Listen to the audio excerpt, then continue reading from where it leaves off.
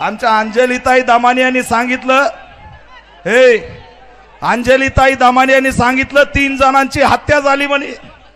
आता त्याचा तपास झाला पाहिजे. मला तर वाटतं त्या वाल्मिक कराडकडं त्या धनंजय मुंडेचं यांचं गाभाडलंय मोठे. त्याला यायनीच लपिवलं असं बाबा, येऊ गाठला तर आपलं काही खरं नाही.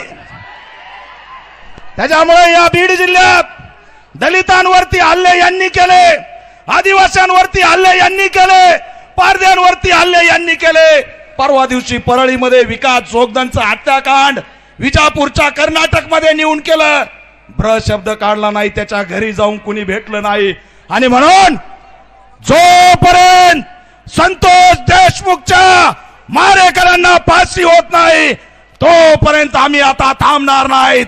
या ठिकाणी एवढंच बोलतो आणि जाहीर पाठिंबा देऊन थांबतो. जय भीम, जय शिवराय.